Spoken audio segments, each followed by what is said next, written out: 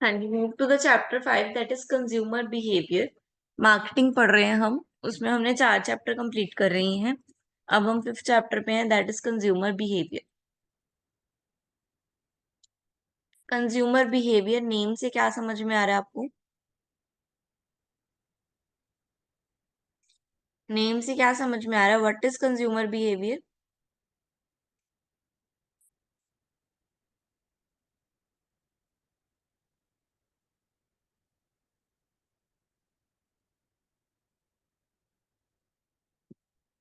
Consumer behaviour क्या हुआ? एक कंज्यूमर का, एक पर्सन का परचेज को लेके जो एक्शन होता है, ठीक है, वो चीज खरीदना चाहता है, वो चीज नहीं खरीदना चाहता है, ठीक है, जो भी वो डिसीजन लेता है या जो भी वो एक्शंस करता है, ठीक है, दैट इज कंज्यूमर बिहेवियर। कि इस प्रोडक्ट को लेकर कंज्यूमर का क्या बिहेवियर है, इस चीज को लेकर उसका परचेजिंग जो है, परचेजिंग पावर कैसा है, वो इसको लेना चाहता है, नहीं लेना चाहता है, उसको महंगा लग रहा है, या उसको क्वालिटी नहीं अच्छी लग रही, या वो उसके मतलब में नहीं है, उसके प्राइस में नहीं है। क्या चीज है जो इफेक्ट कर रही है consumer? That is consumer behaviour. ना इम्पोर्टेंस आ गई कंज्यूमर बिहेवियर की। कंज्यूमर बिहेवियर जानना जरूरी है बिकॉज एवरीवन नोज दैट कि consumer is the king of the market. Right now strategy में क्या है? कंज्यूमर मार्केट का किंग है। जब भी हमें कुछ नया लॉन्च करना है, हमें कंज्यूमर की बिहेवियर को समझना होगा ताकि हम ट्रेंड के अकॉर्डिंग चल सकें।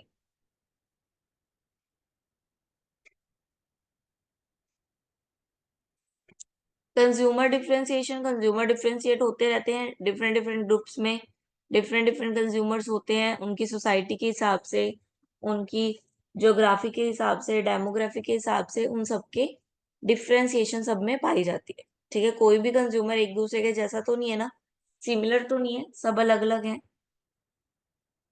Retention of consumer most important है मार्केटर के लिए, कि अपने कंज्यूमर को रिटेन करके रखना, एक कंज्यूमर को लॉयल कंज्यूमर में ट्रांसफर कर लेना।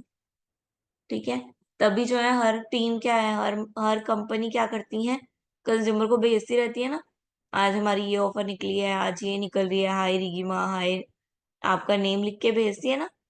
तो वो क्यों है? वो रिटेन करके रखना चाहती है आपको। डिजाइन रिलीवेंट मार्केटिंग प्रोग्राम, ऐसे प्रोग्राम बनाना जो है, जो कंज्यूमर है उसके लिए अच्छे हो, उसके लिए, उसके फायदेमंद हो उसके लिए। ठीक है, मार्केट ट्रेंड को प्रिडिक्ट करना, मार्केट में क्या ट्रेंड चल रहा है या क्या आने वाला है, उसको प्रिडिक्ट करना ताकि हम उसके अकॉर्डिंग प्रोडक्ट बना सकें। कंपटीशन, अपने कंपटीटर मार्केटर जो है, ठीक है, उनको एनालाइज करना कि वो कंज्यूमर को ऐसा क्या दे रहे हैं कि लोग जो है उनके पास जा रहे हैं। ठीक है, innovate new products, new product innovate करना। ठीक है, लाइक कोका कोला वालों ने डाइट कोका कोला निकाली, ठीक है, शुगर फ्री कोका कोला निकाली, वो सब क्या है? वो इनोवेशन है। ठीक है, इनोवेट कर रहे हैं वो। Stay relevant in the market, market में रिलीवेंट रहना, रियल रहना, लिस्टिक रहना। ठीक है, डटे रहना मार्केट में चैलेंजेस को फेस करते हुए। इम्प्रूव कस्टमर सर्विसेज, कस्टमर को जो सर्विसेज दी जा रही, लाइक टेली कॉलिंग, जो कॉल आती है आपको कि आपको हमारा प्रोडक्ट कैसा लगा, ठीक है, रेटिंग के लिए कॉल आती है, या आप कॉल करते हो कि ये हमें डिफिकल्टीज आ रही हैं, ठीक है, तो वो उसको सुनते हैं, उसका सोल्यूशन देते हैं आपको। तो ये क्या है? ये एक कंज्यूमर सर्विसेज है, ठीक है, जो आपको दी जाती है। देन बाइंग रोल क्या है? एक्टिविटी दैट वन और more person might perform in a buying decision. The person who first suggest or think of the idea of buying the particular product or services is the influencer. ठीक है, आपने देखा है Instagram पे क्या कर रहे हैं लोग, अलग अलग चीजों की प्रमोशन कर रहे हैं, दिखा रहे हैं आपको, है ना। वो आपको क्या कर रहे हैं? वो इन्फ्लुएंस कर रहे हैं कि आप ये चीज खरीदो। यहाँ पर एड देखते हो, एड भी क्या है? एड एक तरह की इन्फ्लुएंसर है जो आपको इन्फ्लुएंस करती है कि आप बाय करो। ठीक है, 6 बाइंग रोल हैं।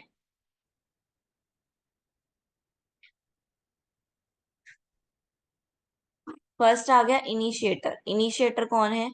First in person need to buy a particular product or services to solve an organization problem. ठीक है, सबसे पहले पर्सन को आइडेंटिफाई करना कि पर्टिकुलर प्रोडक्ट को बाय करने में उसको क्या प्रॉब्लम आ सकती है। ठीक है, वो आइडेंटिफाई करना, वो इनिशिएटर में आ गया। इन्फ्लुएंसर जो इन्फ्लुएंस करेगा बायर के डिसीजन को कि आप खरीदो। ठीक है, डिसाइडर जो डिसाइड करेंगे कि वो बाय करेंगे या नहीं करेंगे। बायर जिसको वो फाइनली प्रोडक्ट मिलने वाला है या जिसने वो फाइनली सप्लायर से खरीदा है टर्म एंड कंडीशन को देखते हुए। यूजर जो उस प्रोडक्ट को यूज कर रहा है। अब घर पे सोप आई है, ठीक है, तो ये तो नहीं है जो लेके आया वही यूज कर रहा है। मान लो फादर लेके आए हैं तो सभी उस फैमिली, पूरी फैमिली यूज कर रही है ना। तो जो कंज्यूमर है वो कौन रहेगा, जो उसको यूज करेगा, प्रोडक्ट को जो यूज कर रहा है। ठीक है, जो खरीदने वाला है वो कस्टमर है, वो बायर है, और जो यूज कर रहा है that is consumer. Now get keeper यानी कि जो उस पे ध्यान रख रहे, ठीक है, कि इसने प्रोडक्ट यूज कर लिया, ठीक है, अब ये दोबारा हमारा प्रोडक्ट खरीदना चाह रहा है या नहीं। तो इन्फॉर्मेशन को कंट्रोल करना।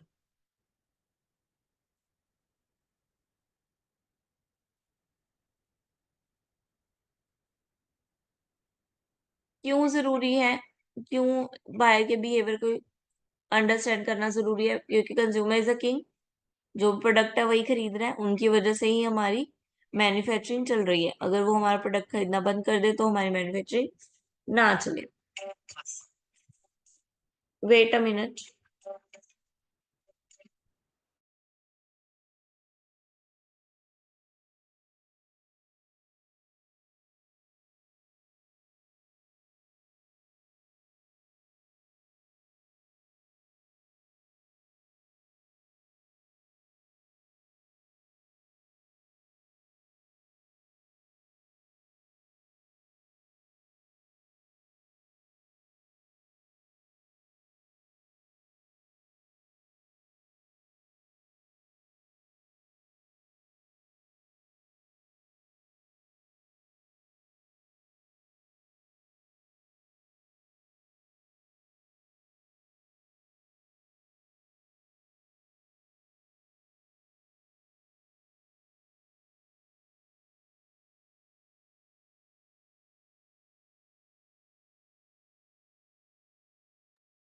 हाँ जी, नेक्स्ट आ गया बाइंग मोटिवेट।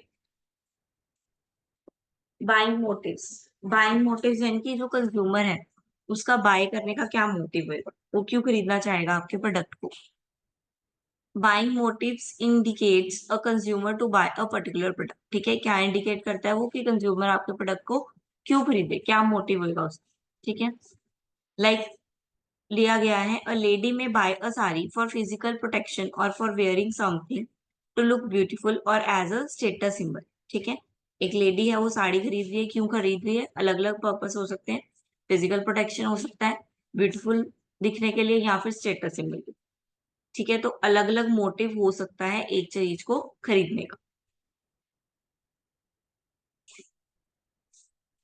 बाइंग मोटिव्स आ गए अलग अलग। पहले आ गए इमोशनल। इमोशनल यानी कि आप उससे इमोशनली कनेक्ट हो उस प्रोडक्ट से। ठीक है, तो इसलिए आप उसको खरीद रहे हो। ठीक है, लाइक चॉकलेट्स हम देते हैं, गिफ्ट देते हैं मदर को, फादर को, तो वो क्या है, वो इमोशनल है। ठीक है, रैशनल। रैशनल यानी कि बाइंग एनी केयरफुल कंसिडरेशन और logical thinking, his decision is said to be rational. ठीक है, अगर वो कुछ सोच कर खरीद रहा है किसी चीज को। ठीक है, लाइक हम जब कार परचेज करते हैं, ठीक है, या फिर कुछ बड़ी चीज खरीदते हैं तो हम रैशनल होके सोचते हैं। तो हम इमोशनल होके नहीं सोचते कि कार कार, हम क्या रैशनल होके सोचते हैं कि क्या ये हमारे बजट में है, क्या हमें ये खरीदनी चाहिए। ठीक है, देन प्रोडक्ट और patronage. Product and patronage basic और सिलेक्टिव दो तरह से हो गए। बेसिक में क्या आ गया, जो नेसेसरी है हमारी, जिसके बिना हम रह नहीं सकते। ठीक है, फूड खाना चाहिए, ठीक है, पानी चाहिए। देन सिलेक्टिव जो पर्टिकुलर है, like clothing. Clothing is a particular, कोई ब्रांड का खरीद रहा है, कोई नॉन ब्रांड खरीद रहा है। कपड़े पहन रहे हैं लेकिन कोई ब्रांड पहन रहा है, कोई नॉन ब्रांड। पैट्रोनेज क्या हो गया?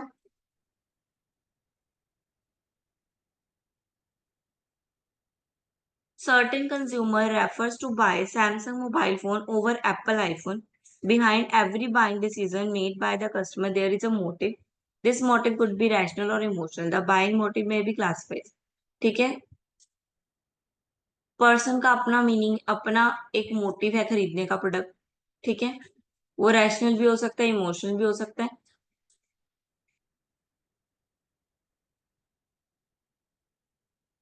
दो तरह से पढ़ लिया हमने, एक प्रोडक्ट बाइंग मोटिव, एक पेट्रोरेज बाइंग मोटिव। प्रोडक्ट में भी इमोशनल और रैशनल था, पेट्रोरेज में भी इमोशनल और रैशनल है। इमोशनल इसमें क्या है, when a customer patronage a particular retailer or outlet without any reason, then he is said to be influenced by emotional patronage buying mode। ठीक है, जब एक पर्सन एक पर्टिकुलर रिटेलर से ही कुछ खरीद रहा है तो वो क्या है, उसका पैट्रोनेज इमोशनल है। ठीक है, क्यों? मान लो किसी कस्टमर के पास गया, एक सेलर रिटेलर के पास गया, वो उससे बहुत ही प्यार से बहुत अच्छे से बात कर रहा है, पानी पूछ रहा है, कॉफी पूछ रहा है, तो एक क्या हो गया, इमोशनल सेटअप हो गया। उसी तरफ दूसरी तरफ है, वो उसको अरे नहीं लेना ना लो, एक ऐसे बोल रहा है, तो आप किसके पास जाना पसंद करोगे? जो चाय पानी पूछ रहे हैं, है ना? तो इसी वजह से इससे क्या हुआ, हमारा इमोशनल पैट्रोनेज, इमोशनल कनेक्शन बना। देन रैशनल, रैशनल पैट्रोनेज क्या है? पॉसिबल बेनिफिट, जिसके पास सबसे ज्यादा बेनिफिट है। मान लो कोई दुकान हमारे बहुत पास में है, ठीक है, उस पे सस्ता भी मिलता है, बहुत सारे बेनिफिट है, तो हम उसी के पास जाना प्रेफर करेंगे, चाहे कितने ही मॉल खुल जाए, चाहे कितने ही डीएम मार्ट खुल जाए। ठीक है, तो ये क्या है, हमारे बेनिफिट्स के हिसाब से। Consumer decision making process, 5 step है इसके। पहले, सबसे पहले नीड रिकॉग्नाइजेशन, नीड को रिकॉग्नाइज करना कि हमें चाहिए क्या। ठीक है, अपने बारे में अवेयर होना कि हमें चाहिए क्या, नीड को रिकॉग्नाइज करना। लाइक किस बोला है, आप फोटोग्राफर है तो आप एक कैमरा ढूंढ रहे हो, तो ये आपने रिकॉग्नाइज किया अपनी नीड को। ठीक है, देन इंफॉर्मेशन, फिर उसके बारे में इंफॉर्मेशन लेना कि कहाँ से अफोर्डेबल कैमरा मिलेगा, कहाँ से बेस्ट कैमरा मिलेगा, कौन सा टॉप रेटेड कैमरा है। ठीक है, देन इवेल्युएट द अल्टरनेटिव, फिर उसके अल्टरनेटिव्स, इसमें ये फीचर है, उसमें ये फीचर है, उसमें इसका ये प्राइस है, उसका ये प्राइस है। ठीक है, जैसे आप फोन चेक करते हो, ठीक है, दो फोन को आपस में कंपेयर करते हो जब आपने फोन लेना होता है, तो वही केस है सारा। देन परचेजिंग डिसीजन, फिर आप परचेज करने का डिसीजन लेते हो कि कहाँ से परचेज करोगे, ऑनलाइन ले रहे हो, ऑफलाइन ले रहे हो, ठीक है, कैसे लोगे, कैश में लोगे या क्रेडिट्स पे लोगे। ठीक है, देन पोस्ट परचेज, यानी कि परचेज करने के बाद भी आपका जो रिव्यू है वो मैटर करता है। आपके रिव्यू को देखकर लोग सामान खरीद रहे हैं, तो आपका रिव्यू मैटर करता है। पोस्ट परचेज वो आपको मैसेज भेजते हैं कि सर कैसा लगा, प्रोडक्ट कैसा है। ठीक है,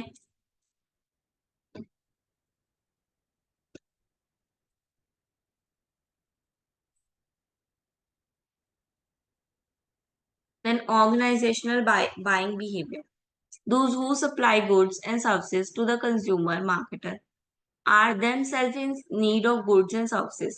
ठीक है, ऑर्गेनाइजेशन का भी एक बाइंग बिहेवियर है, क्यों?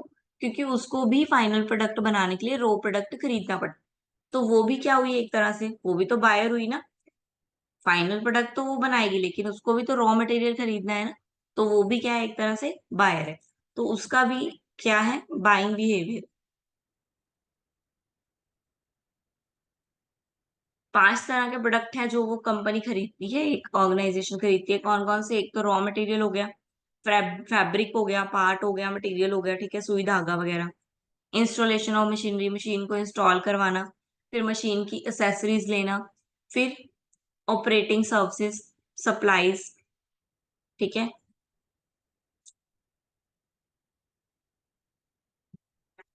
देन इनके भी स्टेजेस हैं।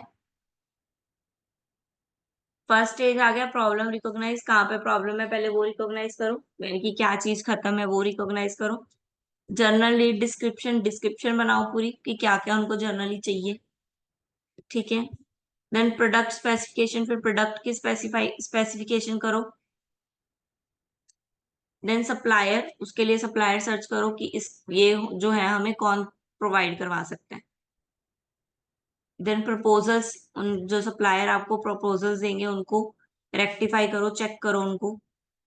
देन सप्लायर सिलेक्ट कर लो, फिर उनसे रूटीन ऑर्डर उनको स्पेसिफिक दे दो, और फिर परफॉर्मेंस को इवेल्युएट करते रहो, यानी कि जब खत्म होने वाला हो उससे पहले ही आपने उसको मंगवा लेना है। Is it clear?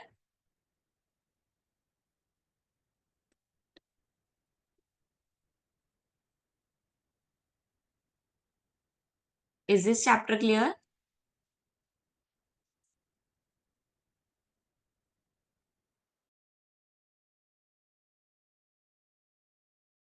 Yes, ma'am. Okay. Next chapter अभी करना है या कल करना है? बस मिक्स ना हो जाए इसी वजह से पूछ रही हूँ, अदरवाइज मैं तो करवा दूंगी। तो अभी करना है या कल करना है? बाकी लोग भी सजेस्ट कर सकते हैं।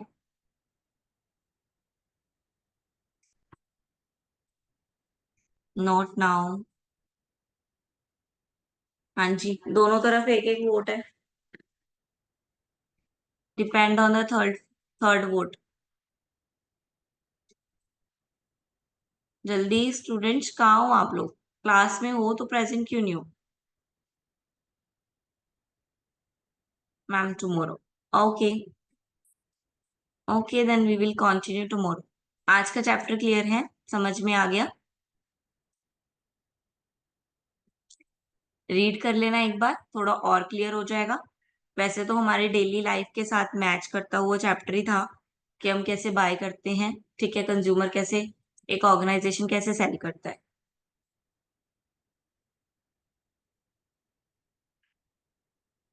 नोट्स आपको आज मैं आपको ग्रुप में भेज दूंगी नोट्स।